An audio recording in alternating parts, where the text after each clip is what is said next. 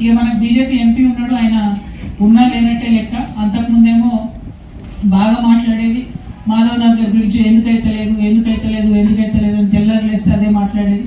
ఇప్పుడు 2 ఏళ్ళు అయిపోయింది, బీఆర్ఎస్ పార్టీ అధికారంలోకి పోయింది.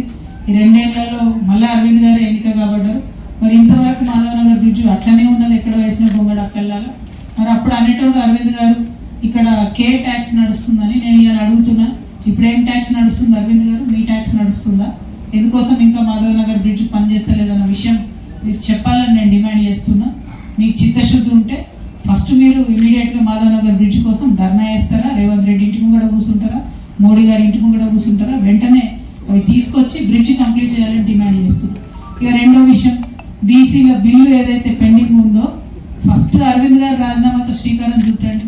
మీరు బీసీలకు మంచి ఆరాధ్య దైవంగా మిగిలిపోతారు. మీరు రాజీనామా చేసి మీ మొత్తం 8 మంది ఎంపీలతోని రాజీనామా చేయించాలని చెప్పి నేను అరవింద్ గారిని డిమాండ్ చేస్తూ ఉన్నా. మీరు రాజీనామా చేస్తే బీసీ బిల్లు ఖచ్చితంగా నడుచుకుంటూ వస్తుంది. ఇవాళ మోడీ గారి దగ్గర మైనారిటీ గవర్నమెంట్ నడుస్తుంది, చంద్రబాబు నాయుడు గారి మీద అట్లనే నితీష్ కుమార్ గారి మీద ఆధారపడి ఉన్నటువంటి గవర్నమెంట్. కాబట్టి బీసీలకు న్యాయం జరగాలంటే 42% రిజర్వేషన్ రావాలంటే బీజేపీ ఎంపీలు రాజీనామా చేయాలని నేను మళ్ళొకసారి డిమాండ్ చేస్తూ ఉన్నా.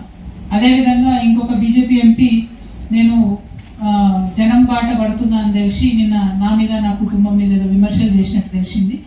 రేపో ఎల్లుండో వాళ్ళవి కూడా చాలా వివరాలు ఉన్నాయి, అవన్నీ కూడా బయట పెడతాం. మీరు చేసిన అవినీతి ఏంది, ఏం జరిగింది, వివరాలు లెక్కలు పత్రాలతో సహా.